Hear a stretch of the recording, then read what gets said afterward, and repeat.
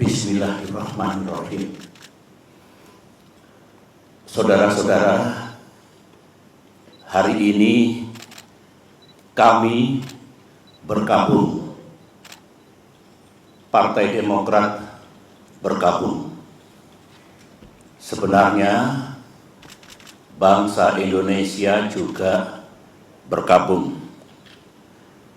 Bergabung karena akal sehat telah mati, sementara keadilan, supremasi hukum, dan demokrasi sedang diuji. Hari ini 5 Maret 2021, KLB Partai Demokrat abal-abal, KLB yang tidak sah dan tidak legal, telah digelar di Deli Serdang, Sumatera Utara. KLB tersebut telah menobatkan KSP Muldoko, seorang pejabat pemerintahan aktif berada di lingkar dalam lembaga kepresidenan, bukan kader Partai Demokrat, alias pihak eksternal partai, menjadi ketua umum Partai Demokrat, mendongkel dan merebutnya dari ketua umum Partai Demokrat yang sah, yang setahun yang lalu telah diresmikan oleh negara dan pemerintah. 1 bulan yang lalu, kita semua masih ingat ketika Ketua Umum Partai Demokrat AHY secara resmi mengirimkan surat kepada Yang Mulia Bapak Presiden Jokowi tentang keterlibatan KSP Muldoko dalam gerakan penggulingan kepemimpinan Partai Demokrat yang sah. Dan setelah itu, Ketum AHY juga menyampaikan kepada publik tentang gerakan kudeta ini. Banyak tanggapan yang bernada minir dan miring. Mereka mengatakan Demokrat hanya mencari sensasi, Demokrat hanya play victim. KSP Muldoko mengatakan itu hanya ngopi-ngopi. Pelaku gerakan mengatakan itu hanya rapat-rapat biasa. Sementara itu kita juga masih ingat ada pula yang punya keyakinan bahwa KSP Muldoko pasti mendapatkan sanksi dari atasannya karena ulahnya itu. Ada pula yang mengatakan KLB ilegal tersebut tak mungkin diberikan izin dan pasti akan dibubarkan oleh pihak kepolisian. Negara pun tak mungkin membiarkan dan membenarkan. Itu tanggapan dan komentar sekitar 1 bulan yang lalu. Tetapi hari ini sejarah telah mengabadikan apa yang terjadi di negara yang kita cintai ini. Memang banyak yang tercengang, banyak yang tidak percaya bahwa KSP Muldoko yang bersekongkol dengan orang dalam benar-benar tega dan dengan darah dingin melakukan kudeta ini. Sebuah perebutan kepemimpinan yang tidak terpuji, jauh dari sikap kesatria dan nilai-nilai moral, dan hanya mendatangkan rasa malu bagi perwira dan prajurit yang pernah bertugas di jajaran Tentara Nasional Indonesia. Termasuk rasa malu dan rasa bersalah saya yang dulu beberapa kali memberikan kepercayaan dan jabatan kepadanya. Saya memohon ampun kehadirat Allah Subhanahu wa Ta'ala, Tuhan yang Maha Kuasa, atas kesalahan saya itu. Sebagai seorang yang menggagas berdirinya Partai Demokrat, termasuk yang membina dan membesarkan partai ini dan bahkan pernah memimpinnya, tak pernah terlintas dalam pikiran saya bahwa Partai Demokrat akan dibeginikan. Saya benar-benar tidak menyangka, karena sewaktu selama 10 tahun saya memimpin Indonesia dulu, baik secara pribadi maupun Partai Demokrat yang saya bina, tidak pernah mengganggu dan merusak partai lain seperti yang kami alami saat ini.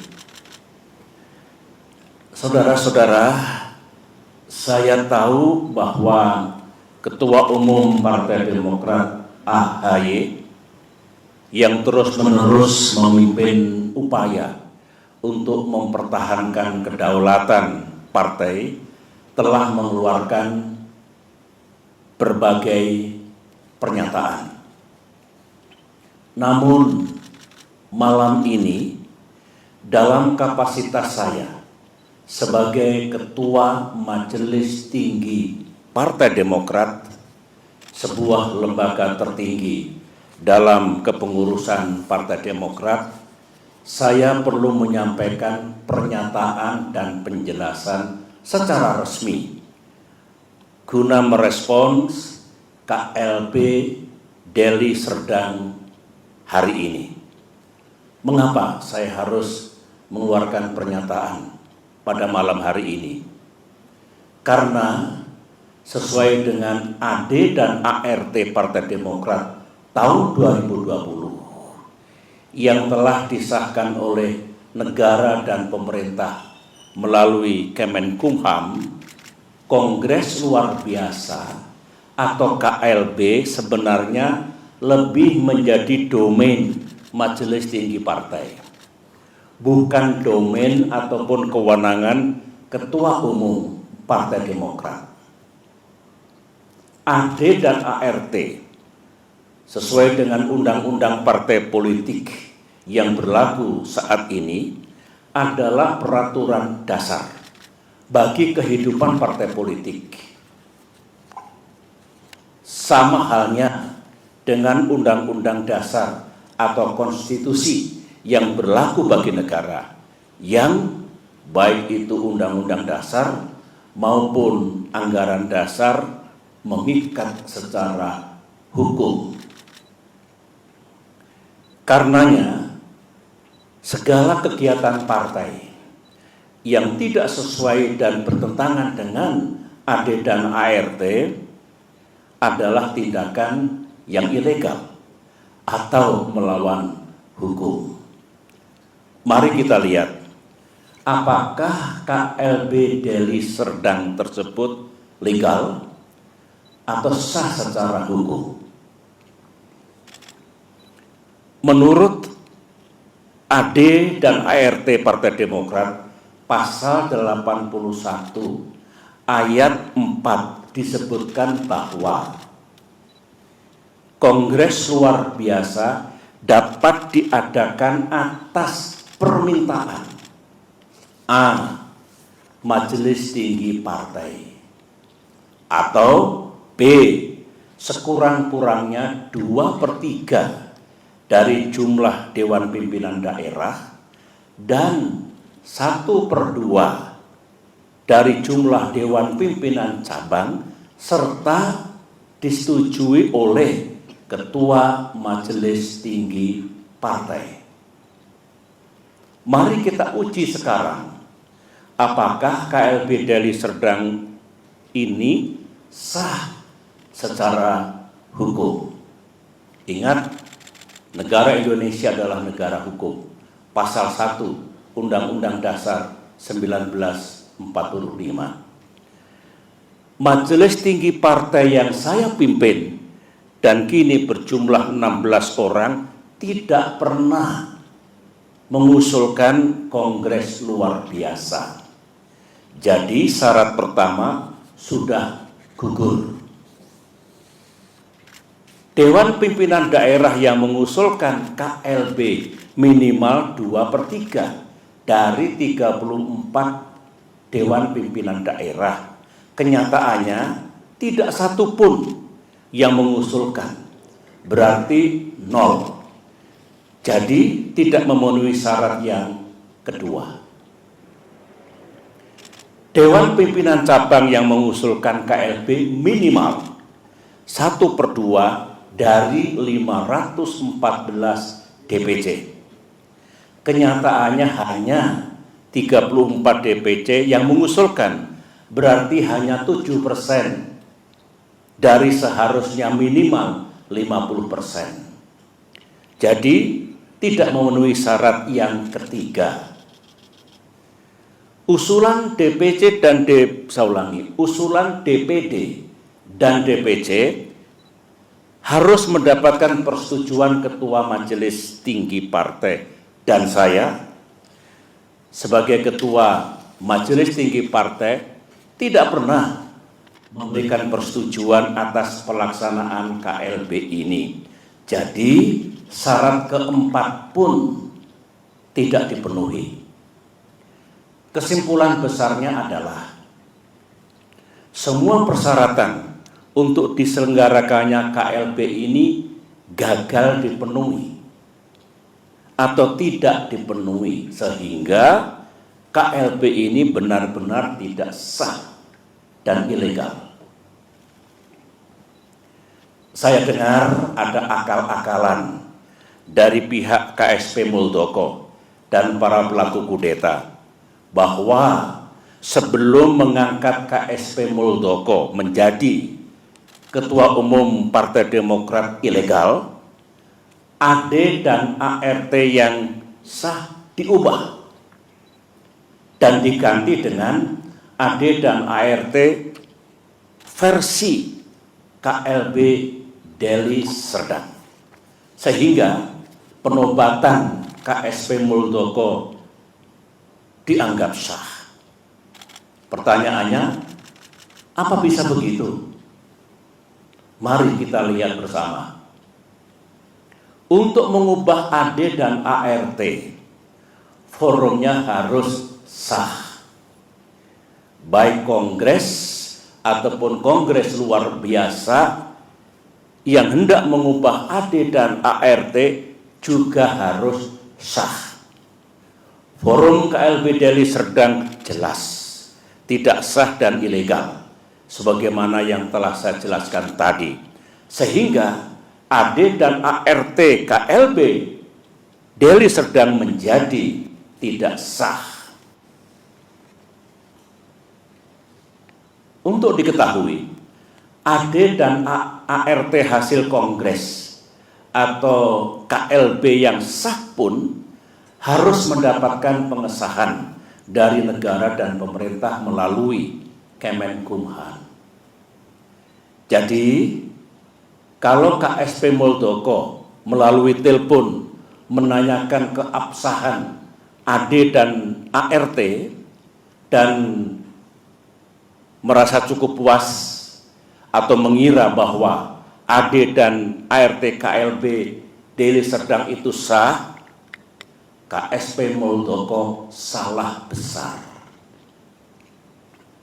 Berarti KSP Muldoko tidak memahami undang-undang partai politik yang berlaku dan juga tidak memahami AD dan ART Partai Demokrat. AD dan ART Partai Demokrat. Lagi-lagi makin kuat dan makin nyata bahwa KLB Deli Serdang benar-benar tidak sah adanya. Saudara-saudara, ini kesempatan yang baik bagi saya untuk menyampaikan pesan kepada Ketua Umum dan segenap kader Demokrat di seluruh tanah air. Saya sangat merasakan apa yang para kader Demokrat rasakan saat ini. Saudara pasti marah, terhina, merasa diperlakukan sewenang-wenang, geram kepada yang berkhianat dengan imbalan uang dan iming-iming kedudukan, dan rasanya ingin membalas perbuatan mereka. Namun, sebagai orang tua di partai ini,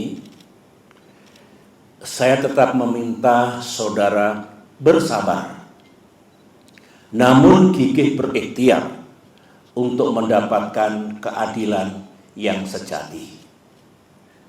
Saya tetap percaya bahwa Bapak Presiden Jokowi memiliki integritas dan kearifan dalam menyikapi gerakan pendongkelan dan perebutan kepemimpinan Partai Demokrat yang sah ini. Saya juga tetap percaya bahwa negara dan pemerintah akan bertindak adil serta akan sepenuhnya menegakkan peranata hukum yang berlaku, baik itu konstitusi kita, Undang-Undang Dasar 1945 dan Undang-Undang Partai Politik, maupun AD dan ART Partai Demokrat yang secara hukum juga mengikat. Namun dunia politik tak seindah yang kita mimpikan. Gangguan terhadap Partai Demokrat, gangguan terhadap kita semua belumlah usai. Karenanya, mari kita makin bersatu dan makin merapatkan barisan di bawah komando dan kepemimpinan Ketua Umum AHY. Saya mengajak para kader untuk berjuang bersama, berjuang sampai keadilan benar-benar kita dapatkan di tanah Indonesia ini. Perjuangan untuk mempertahankan kedaulatan dan kemandirian partai, saya ulangi, perjuangan untuk mempertahankan kedaulatan dan kemandirian partai adalah perjuangan yang suci dan mulia. Ibarat peperangan, perang yang kita lakukan adalah perang yang dibenarkan. Sebuah war of necessity. Sebuah just war. Perang untuk mendapatkan keadilan. Semoga Allah Subhanahu wa Ta'ala, Tuhan yang Maha Kuasa, menuntun langkah kita serta memberikan pertolongan kepada kita semua. Demikian pernyataan saya. Sekian dan terima kasih.